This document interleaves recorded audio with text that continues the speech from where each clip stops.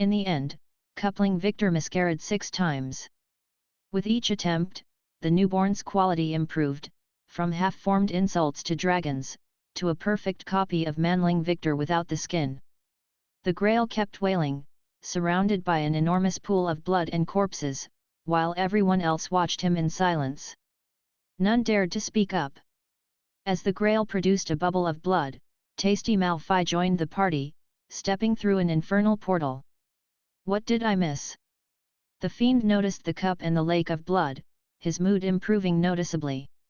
Is that what I think it is? My minion is giving birth. Vainqueur wondered if he had misunderstood the minion biological cycle. To himself. A satanic resurrection. Malphite raised his pincers. I never saw one before. Mr. Victor, you can do it. Minions, stop saying nonsense, Vainqueur said, glancing at indebted Allison. You, help my chief of staff carry the body to term. How, your majesty? The Dryad dared to talk back, Vainqueur blaming her stressful debt rather than lack of minion education. Putting my hands in the blood. Do not speak, minion. Do what? The thing. The body, Victor the cup screamed, as the blood bubble became bigger than a house. The body is coming. I hope it's a girl. Jolie said with giddy joy. I hope it's a princess. Grandrake added. I'm going to vomit, Nightkia said, showing a complete lack of support for coupling Victor's suffering. Finally, the bubble exploded, releasing manling Victor back into the world with a flood of blood. The body washed up on the pavement, groaning all the way while the cup turned inanimate. Vainqueur glanced at the newborn, and to his pleasure, the 7th time had been the charm. No more mismatched wings, no more mismatched organs, and no more snakes for fingers. Oh bleep, manling Victor said, as sweet chocolatine and untasty Allison helped him get back to his feet. Oh bleep, that sucked. But it was cheap, Vainqueur declared, proud of his vizier saving him money. I think my liver is in the wrong place, manling Victor complained, Nightkia casting healing spells on him. It felt worse than King Votan's lightning. Votan. Grandrake scratched the back of his head. That name sounds familiar. A lightning fairy that would not die, Vainqueur reminded him, before dismissing him. I buried him under a volcano. Yes, that petulant fairy child. Grandrake laughed as if reminiscing a funny joke. I still remember him trying to get my attention by throwing lightning at me and take back my fairy princess. It was amusing for a while, but I had to gently poke him in the eye to make him stop. Well, this was a complete waste of time, Furubin said, backed up by his expedition's members. Now, can we decide what to do with the reward? I will take my leave and forget you all afterward. The reward. Vainqueur glared at the lich, before glancing at the enormous pile of loot left behind by the Mummy and El Dorado's locals. Everything there impressed him with its shininess, but he would need his chief of staff to identify the exact value with his eye for treasure perk. Fury, is that the dragon you kept telling us about? Vainqueur once more paid attention to Furubin, finding him backed up by a group of would-be minions. 1 elf, 1 orc, a ratkin, and a birdkin, they carried themselves with the confidence of experienced adventurers. Vainqueur Knightsbane. No, it is another dim-wit dragon, Furubin replied with heavy sarcasm, before calming himself. It is him, unfortunately. He's so huge. The ratkin looked up at Vainqueur with awe.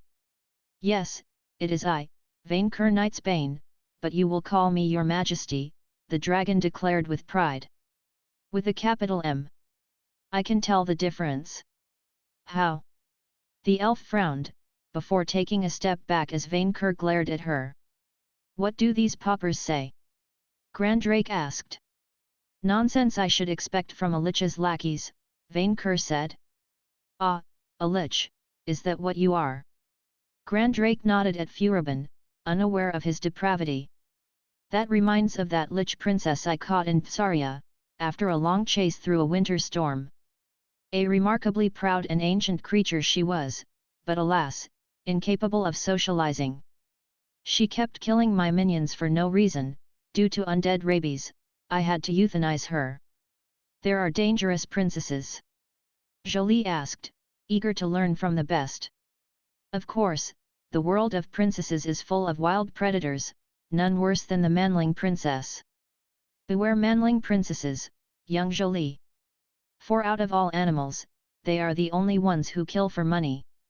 Yes, yes, can we split the loot now?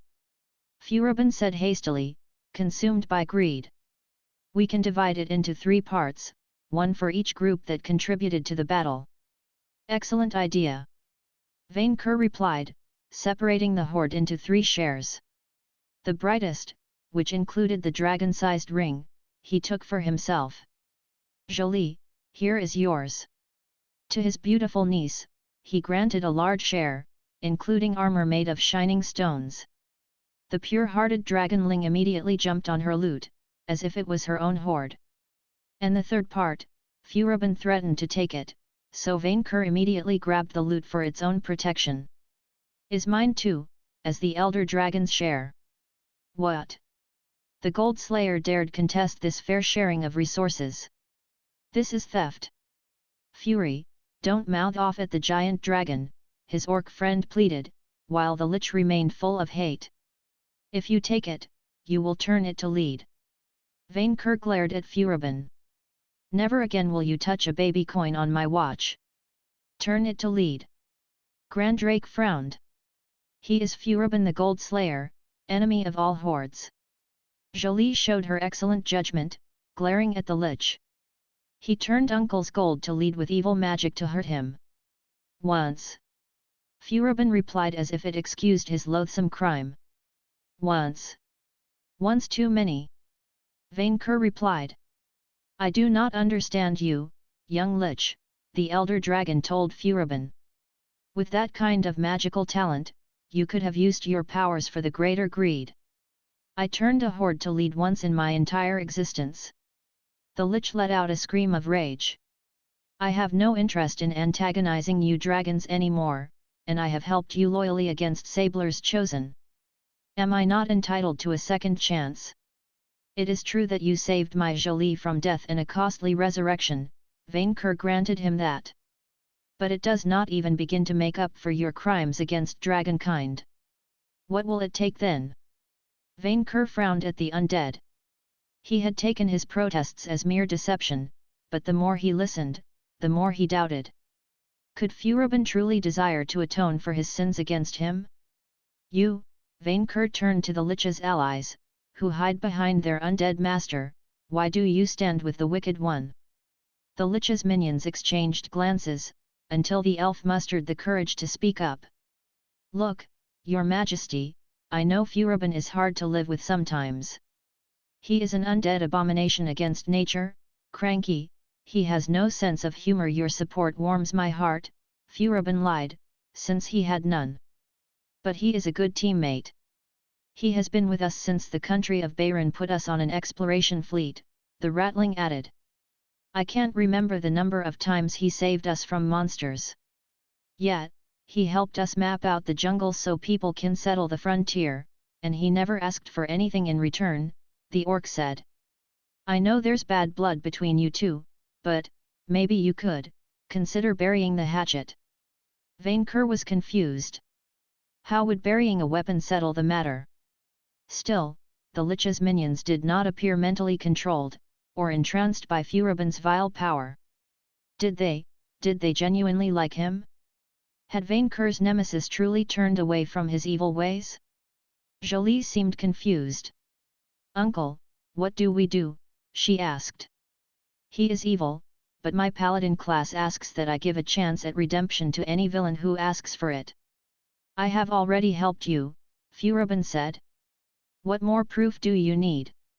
Well then, I have been under a tiresome curse, and I have been looking for a wizard capable of lifting it. Grandrake cleared his throat, ready to dispense wisdom. Since I can hear you, that means you are wealthy enough by my minion standards. The lich froze. What is that supposed to mean? You can repay your debt to dragonkind by assisting me in my princess hunts, Grand Drake offered, leaving Vainqueur in awe of his boundless dragon generosity. Could the Wyrm truly offer a second chance to that puny lich? Even Furibon was left floored by this magnanimous offer. Nave, I am a dragon, Grand Drake reminded the undead warlock with a paternal smile. You are now my minion. Fury, maybe we should listen to that proposal, the lich's elf ally said. It can't be that bad. Do you want to be a dragon's slave? The lich insulted the ancient dragon institution. Minion. Vainqueur defended the rightful dragon way. Slaves do not have vacations. I mean, we get paid for our work, right? The lich's orc friend asked the difficult question. 1/10, Grand Drake answered with a kind nod. From what you told us about Victor Dalton, he ended up gaining 60 levels and untold riches in less than a year, the orc explained his reasoning. We get to explore the world with a dragon to protect us. You are seriously doing this to me right now? Furibon said, astonished. Do you refuse to reform the proper dragon way? Vainqueur asked. I will not become a dragon's servant like Dalton. Furibon refused the offer for rehabilitation, bound by his evil ways. Then, Vainqueur fearlessly expanded his wings. There is only one way to settle our differences, lich. Bring it, Furibon replied, lightning crackling between the two rivals' eyes. Ugh, Victor felt terrible. Your soul has a new vessel. You regained use of your class and personal perks, and your bond to your Black Grail and Scythe of Karen has grown stronger. Your type has been changed to Slime/Dragon. Permanent +6 VIT, -6 Ski and -6 AGI.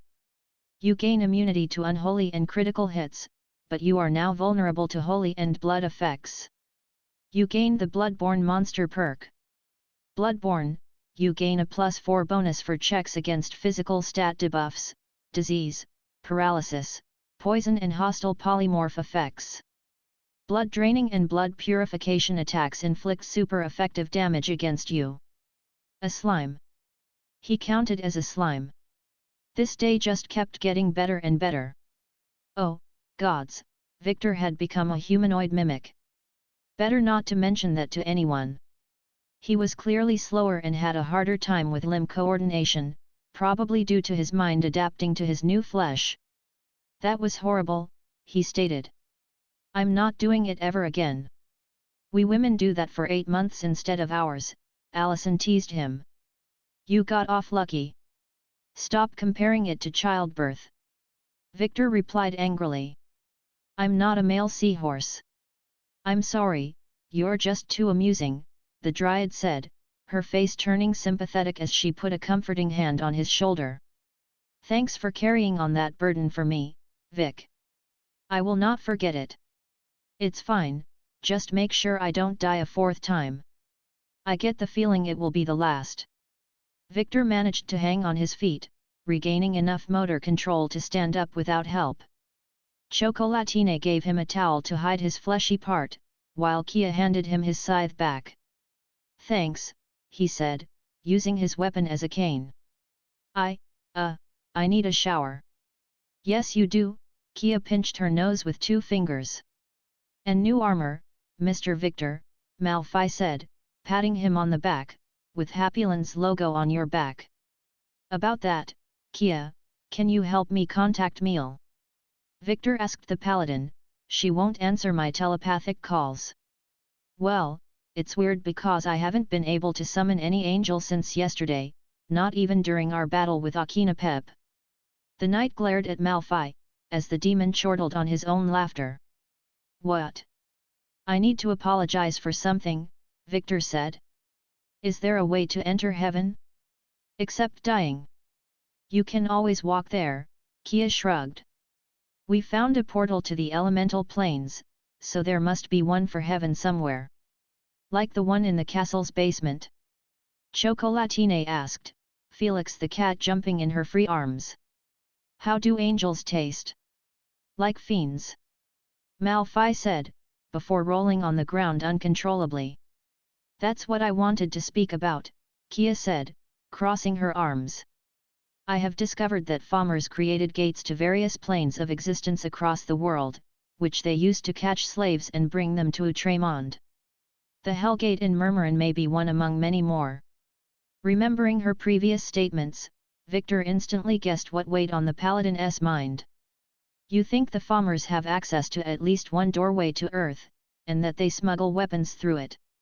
Now that he thought of it, it made a lot of sense. His monster insight told him that Votan had inspired the Odin legend, which implied he had visited Earth at least once in the past. I have considered the matter, and I now firmly believe the local humans descend from farmer captives, brought from Earth to Utremond in ancient times, Kia explained. As were the elves, the dwarves, and many other species inhabiting this planet. If they had access to Earth for so long, why didn't they conquer it though? Allison asked. It's not like our ancestors could have been a match for a monster like King Balor. Perhaps their powers are limited there, Kia suggested. Outside of reincarnating claimed, even the gods have no influence on our world. The farmers are born of raw, wild magic, Allison considered the matter. In all likelihood, on a plane devoid of it, they can only maintain their existence for a short while before needing to return home to recharge. Do any of you want to return home? Chocolatine asked, her ears down. She dreaded the thought of her friends leaving her alone. No, Allison replied with a sour face. I have nothing to return to. Kia shook her head. There is too much to do here. Same, besides informing my family I am still alive, Victor replied. I agree with Kia. If the farmers have a gate to Earth, they aren't only threatening our world, but Earth as well. Now that they can level up, they are even more dangerous. Level up? Kia asked. Farmers can level up now, Chocolatine said. I recognized some of Votan's perks as those of the Stormlord and Kaiser classes. I don't know how, but they've gained souls of their own, Victor said, Kia's fists tightening. Camilla and Shesha informed me the farmers are running wild hunts in Serica, for the purpose of grinding. Since Utremond is round, if we continue west, we should reach whatever version of Japan or Australia this world has.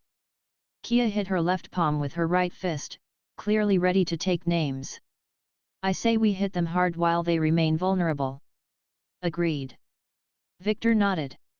If they widen the level gap, they may become, hey. For the first time since the beginning of the discussion, he noticed Sigrun's shade in the background.